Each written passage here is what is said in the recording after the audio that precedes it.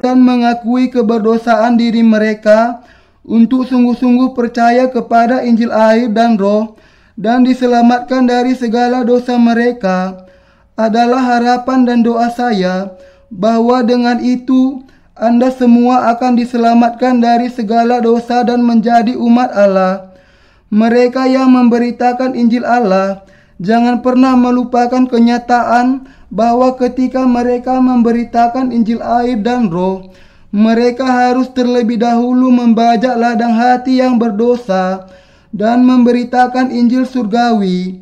Mengapa? Karena Tuhan sendiri mengatakan kepada kita bahwa ada ladang hati yang di sisi jalan, yang berbatu, dan yang bersemak duri di dalam hati manusia.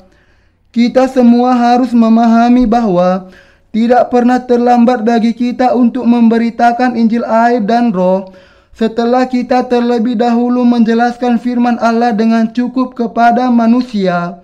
Kita harus menaburkan benih Injil yang sejati setelah mereka kemudian memahami dan mengakui keberdosaan mereka, merendahkan hati mereka di hadapan Allah, dan mengakui bahwa mereka adalah tumpukan dosa semata yang ditentukan akan masuk ke neraka. Hanya ketika kita terlebih dahulu membajak hati mereka dan memberitakan Injil air dan Roh, maka mereka bisa sungguh-sungguh menjadi umat Allah dengan percaya kepada Injil yang benar. Hanya ketika kita mengajar kepada orang-orang berdosa dengan firman Allah bahwa mereka memang orang-orang berdosa yang akan masuk neraka, dan ketika mereka juga percaya kepada Injil air dan Roh melalui firman Allah, mereka akhirnya bisa percaya kepada Yesus dengan benar. Sebagaimana seorang petani membajak ladangnya, membongkar tanahnya, menaburkan benih, dan mengairi ladangnya, kita para petani rohani juga harus memberitakan Injil air dan Roh dengan cara demikian.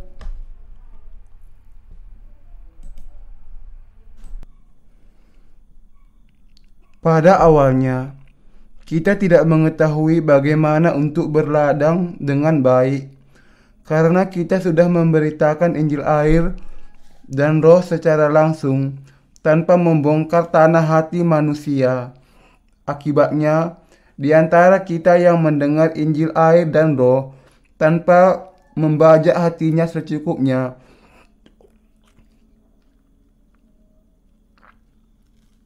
tidak sedikit yang kemudian menjadi sesat di perjalanan. Beberapa sudah meninggalkan gereja, dan yang lainnya justru melawan gereja itu. Semua akibat yang sangat menyedihkan itu terjadi karena kesalahan kita sendiri, karena tidak terlebih dahulu membajak dan membongkar ladang hati mereka dengan benar. Saya berobat di hadapan Allah atas semua kesalahan itu, karena saya sendiri sudah membuat kesalahan yang demikian. Berapa banyak lagi rekan sekerja saya yang juga membuat kesalahan yang sama. Pertama-tama, kita semua memberitakan inti dari Injil itu dengan terlalu mudah, menganggapnya enteng saja karena kita memang bermaksud untuk memberikan jawaban yang benar terlebih dahulu, dan untuk kemudian mengajar mereka perinciannya sambil jalan. Jadi dalam satu sisi, penjelasan itu adalah semacam pendahuluan untuk Injil yang benar, tetapi ketika mendengar itu, banyak yang kemudian percaya bahwa itulah segalanya tentang keselamatan. Tetapi ini bukan keselamatan dari dosa yang sebenarnya. Orang-orang yang demikian harus terlebih dahulu mengakui keberdosaan mereka, sebagaimana yang dikatakan oleh Nabi Yesaya ketika ia melihat kedahsyatan kemuliaan Allah. Celakalah aku binasa, sebab aku ini seorang yang najis bibir, dan aku tinggal di tengah-tengah bangsa yang najis bibir. Namun mataku telah melihat Sang Raja, yakni Tuhan semesta alam. Yesaya 6 ayat 5. Keselamatan yang benar diberikan hanya ketika seseorang terlebih dahulu mengakui kepada Allah bahwa ia adalah orang berdosa yang tidak bisa mengelak dari ketentuan untuk dibuang ke dalam neraka karena dosa-dosanya, dan kemudian percaya kepada Injil air dan Roh. Ketika kita sampai kepada iman yang konkret demikian, kita begitu bersyukur bahwa Tuhan sudah datang kepada kita dan menghapuskan segala dosa kita dengan Injil air dan Roh. Kita tidak bisa menghindar dan pasti akan dihakimi oleh Allah dan dibuang ke neraka, tetapi dengan mengakui kepada Allah bahwa kita adalah orang-orang berdosa dan percaya kepada Injil air dan Roh, kita sudah menerima pengampunan dosa kita. Inilah sebabnya saya mau agar Anda semua menanggalkan hati Anda yang keras dan percaya kepada Injil air dan Roh. Kalau Anda masih mengeraskan hatinya Anda pasti akan mati di hadapan Allah. Apakah hati Anda keras atau apakah murni di hadapan Allah? Hati kita harus murni di hadapan firman Allah. Sampai berapakah kemurnian kita? Hati kita harus sungguh-sungguh bisa murni, bukan hanya sedikit murni, karena firman Allah mengatakan bahwa orang-orang berdosa tidak bisa menghindar dan pasti akan masuk ke neraka. Kita harus percaya bahwa segala sesuatu akan digenapi sesuai dengan firman ini. Karena itu, kita semua harus percaya dengan hati yang murni bahwa melalui Injil air dan Roh, Tuhan kita sudah menyelamatkan kita dari segala dosa kita. Ketika kita semua pasti akan masuk neraka dan tidak memiliki kemampuan untuk mencapai keselamatan kita sendiri melalui air mata, usaha, dan kerja keras kita sendiri. Tuhan mengatakan, "Kepadamu diberi karunia untuk mengetahui rahasia kerajaan sorga." Kepada siapakah diberi karunia untuk mengetahui firman Allah tentang kerajaannya? Tuhan mengatakan bahwa hal itu dikaruniakan kepada mereka yang hatinya murni. Hanya mereka yang sungguh-sungguh memiliki hati yang murni, yang bisa menerima firman Allah sebagaimana yang tertulis. Dan hanya mereka yang bisa menerima pengampunan dosa mereka dengan kuasa Injil ini. Sebaliknya, mereka yang hatinya tidak tulus tidak akan bisa menerima Injil, satu-satunya rahasia tentang kerajaan surga. Ketika kita mendengar Injil air dan Roh, dan ketika kita menjalani kehidupan iman kita sampai saat ini, sudahkah hati kita menjadi murni atau belum? Kita perlu berpikir akan hal ini dengan hati-hati. Lihatlah diri Anda sendiri untuk menguji apakah Anda murni atau tidak, dan kalau Anda mendapati bahwa Anda tidak bisa menjadi murni, kemudian menanggalkan sikap keras kepala Anda dan menempatkan iman Anda yang murni kepada Injil air dan Roh. Saya tidak berbicara di sini tentang apakah tindakan Anda memiliki kelemahan atau tidak. Yang saya jelaskan di sini kepada Anda adalah meminta Anda bertanya kepada diri apakah hati Anda yang percaya kepada Injil air dan Roh itu sudah menjadi murni atau tidak, dan untuk menguji apakah hati Anda dikeraskan atau tidak. Kalau Anda menemukan bahwa hati Anda memang sudah menjadi keras, maka Anda harus bertobat dan berbalik. Kita jangan hanya memohon Allah untuk pengampunan, tetapi kita semua harus kembali kepada Allah dengan menempatkan iman kita kepada firman Injil air dan Roh. Kita harus mengakui kesalahan keyakinan masa lalu kita, mengenali hati kita yang salah tempat, merendahkan hati kita di hadapan Injil air dan Roh, dan percaya kepada Injil itu. Kalau kita menghadapi sulit untuk merendahkan diri kita, maka paling tidak kita merendahkan tubuh kedagingan kita. Hanya dengan itu kemudian Allah akan melihat lubuk hati Anda dan memberikan pengampunan dosa Anda. Adalah pengharapan dan kehendak saya yang paling dalam bahwa Anda semua melalui iman kepada Injil air dan Roh akan menerima pengampunan dosa Anda dan menjalani kehidupan sebagai umat Allah. Dan ketika Tuhan kembali bertemu dengan Dia dan hidup selamanya dengan semua berkat-berkat-Nya. Mungkin Anda sudah memiliki jenis kesaksian Injil yang salah dan sebagai akibatnya iman Anda mungkin sebenarnya memiliki dasar yang salah. Sementara tidak diragukan lagi bahwa kesalahan terjadi akibat dari kesaksian yang tidak lengkap seperti itu. Pada dasarnya, bagaimanapun, tindakan hati Anda yang sebenarnya salah. Apakah yang ditegur Allah dari kita? Ia menegur kita akan kenyataan bahwa hati kita tidak murni. Teramat sangat penting bagi Anda menanggalkan sikap keras hati Anda dan percaya kepada firman Allah dengan murni, karena Anda tidak akan bisa menerima berkat dari Allah kalau hati Anda dikeraskan.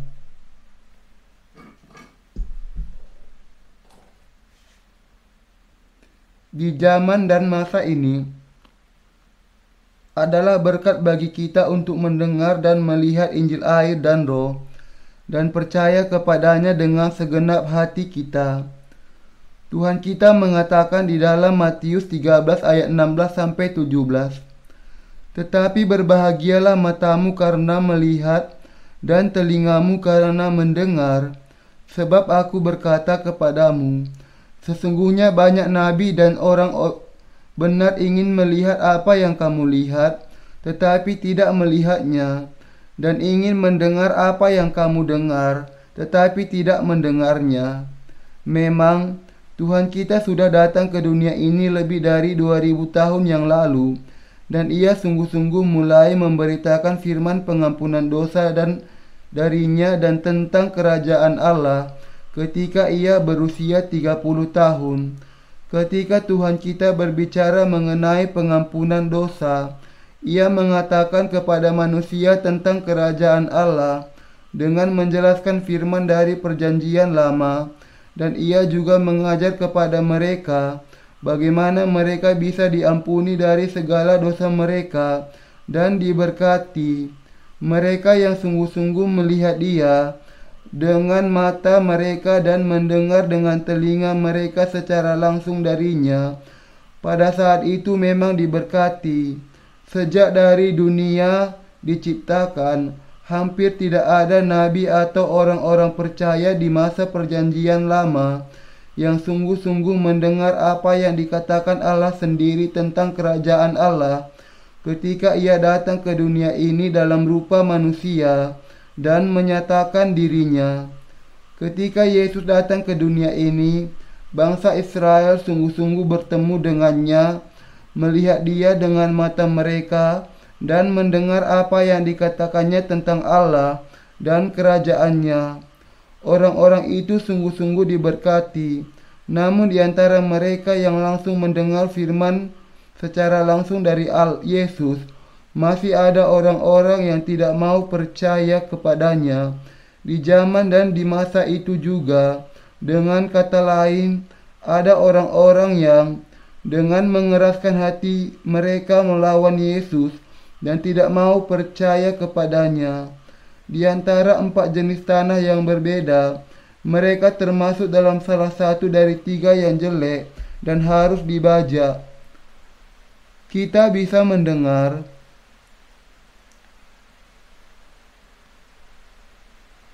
firman kebenaran Allah dari para murid Yesus yang percaya kepada Injil air dan Roh.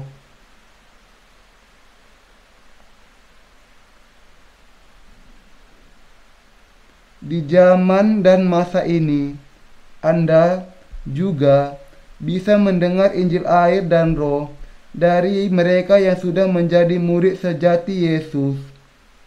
Bahkan, kalau ada di antara Anda yang sudah bertemu dengan Injil air dan Roh,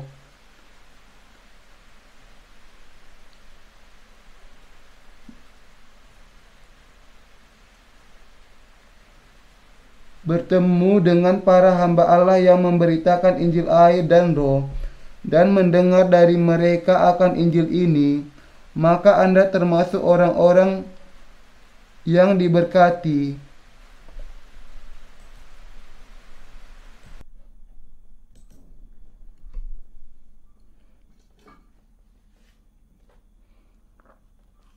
Tidak seorang pun yang lebih diberkati dibandingkan dengan mereka yang mengenal Yesus dan percaya kepadanya dengan benar. Namun, bahkan kalaupun seseorang bertemu dengan Yesus, kalau ia mengeraskan hatinya dan tidak mau percaya kepada apa yang dikatakannya, dan dengan itu tidak menerima pengampunan dosanya, ia tidak ada bedanya dengan orang-orang yang paling celaka. Sekarang di zaman ini, orang-orang yang sungguh-sungguh diberkati, tepatnya adalah mereka yang mengenal Injil air dan Roh, dan mempercayainya dengan benar. Namun di antara mereka yang sudah bertemu dengan para pekabar Injil yang memberitakan kuasa Injil kebenaran ini, ada orang-orang yang tidak bisa menerima pengampunan dosa mereka karena kegagalan mereka untuk percaya kepada firman Allah. Mereka adalah orang-orang yang hatinya sungguh-sungguh sudah menjadi keras. Semua orang yang demikian harus bertobat dari kekerasan hati mereka dan percaya kepada Injil air dan Roh. Karena hati mereka yang keras hanya akan membawa mereka ke neraka. Saudara seiman,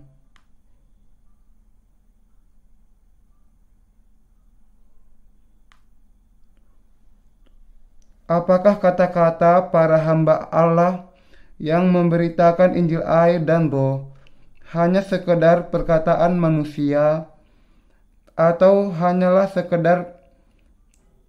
apakah semuanya itu firman Allah? Semuanya adalah firman Allah. Tidaklah mudah bagi Anda untuk bertemu dengan para pemberita kebenaran Injil air dan Roh di segala tempat. Mereka tidak akan ditemukan di antara orang-orang yang sekedar mengaku beragama saja di dunia ini. Tidak peduli bagaimanapun seseorang mungkin menjadi pendeta yang sangat terkenal di zaman ini, dan tidak peduli bagaimana ia menunjukkan kuasa Allah. Tidak ada orang selain para pengkhotbah dari Allah yang bisa memberitakan Injil air dan Roh. Anda diberkati karena Anda bisa mendengar Injil air dan Roh di zaman dan waktu ini melalui seri buku-buku Kristen kami. Firman dari Injil yang benar diberikan kepada Anda secara cuma-cuma, sebagaimana yang tertulis di dalam Roma 10 ayat 8 sampai 9.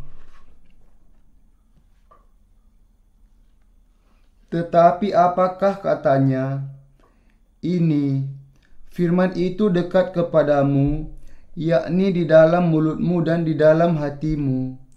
Itulah firman iman yang kami beritakan.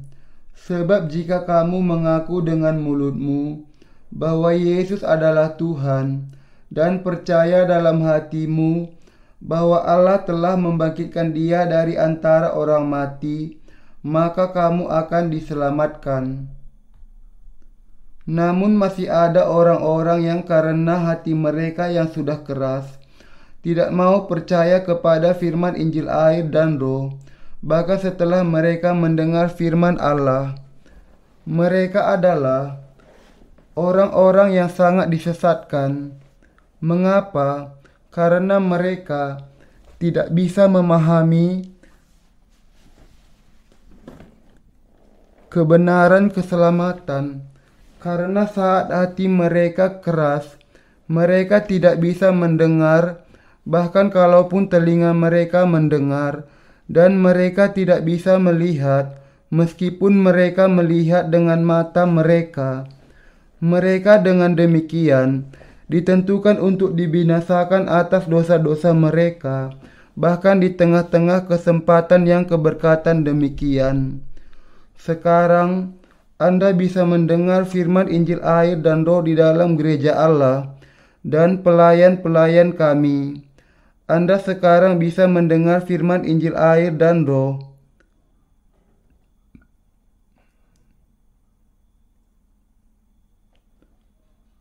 di dalam gereja Allah dan pelayan-pelayan kami.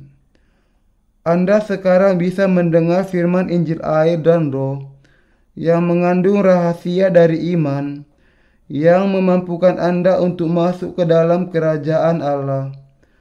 Adalah dengan mendengar dan percaya kepada Injil air dan roh. Dengan segenap hati Anda yang bisa membuat Anda masuk ke surga.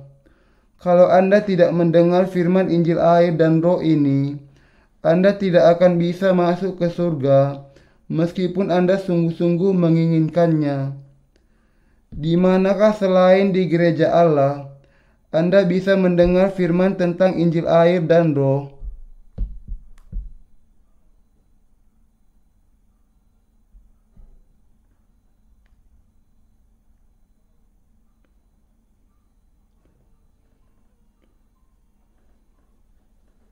Di seluruh dunia, hanya orang-orang yang percaya kepada Injil air dan roh yang bisa mengabarkan Injil ini. Di mana lagi kemudian Anda bisa mendengar Injil ini? Kalau Anda tidak bertemu terlebih dahulu dengan para hamba Allah yang demikian,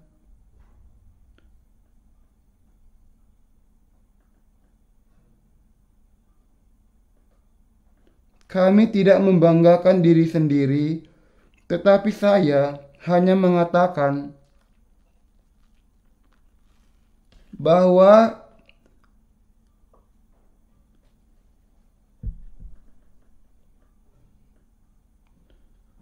tidak ada seorang pun yang memberitakan Injil yang benar ini kecuali kami.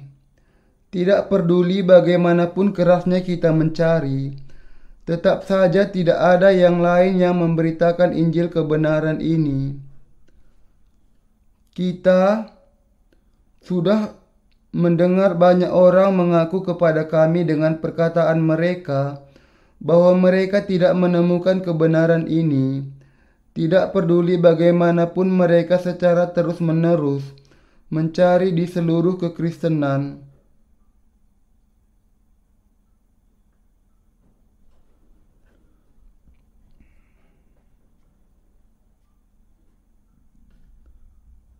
Sekarang di seluruh dunia juga sudah bangkit begitu banyak orang-orang yang dilahirkan kembali, yang sudah melihat, mendengar, dan percaya kepada firman Injil air dan roh ini melalui literatur.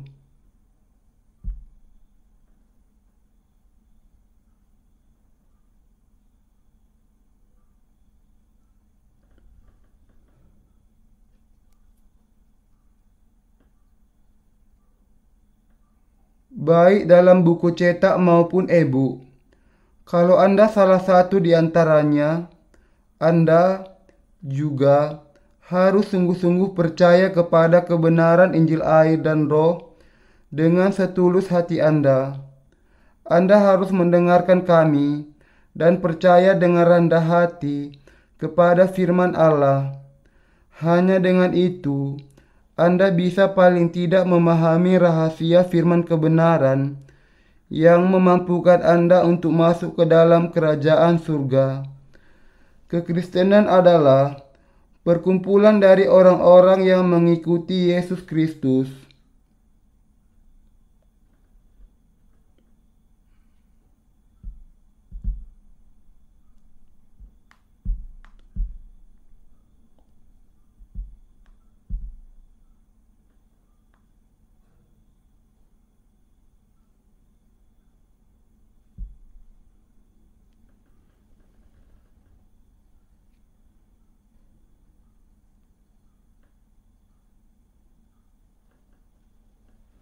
Di zaman ini, Banyak orang mengakui mengikut Yesus dan yang ingin menjadi murid-muridnya.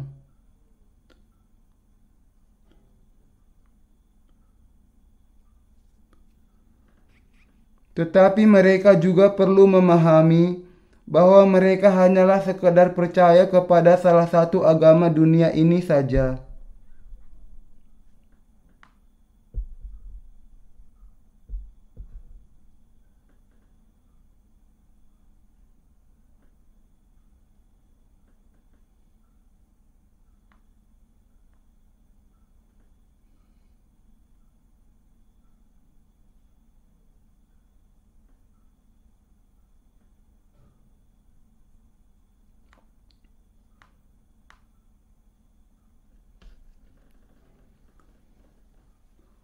Mereka tidak tahu dan percaya kepada Yesus dengan benar dan tidak taat serta mengikuti Dia. Mereka hanya berpikir bahwa mereka adalah orang-orang yang taat kepada Yesus, sementara dalam kenyataannya mereka tidak mengikuti Yesus yang sejati, melainkan kepada khayalan buatan mereka sendiri.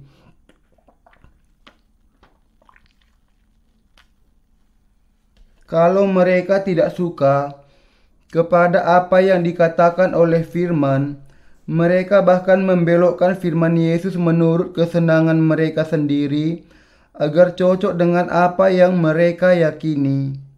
Kebanyakan mereka sebenarnya memiliki gambaran tentang Yesus yang tampan. Apakah ia sungguh-sungguh memiliki wajah yang tampan ketika Alkitab justru mengatakan, dan rupa pun tidak, sehingga kita menginginkannya.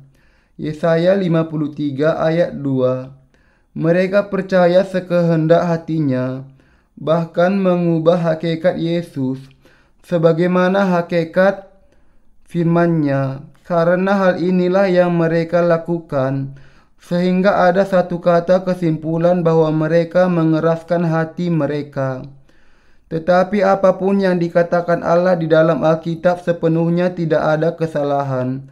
Kalau ia mengatakannya, yang harus kita lakukan di hadapan firman-Nya adalah berlutut di hadapannya dan taat serta percaya dengannya, dengan kata ya.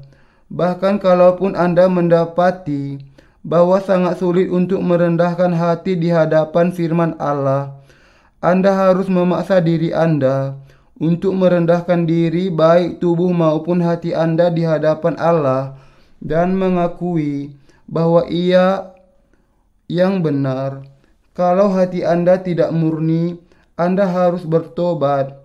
Hanya dengan demikian sajalah Anda bisa menerima firman-Nya dan menjadi umat serta pekerja Allah. Kebenaran Injil air dan roh yang dinyatakan di dalam Matius 13 ayat 18 sampai 23.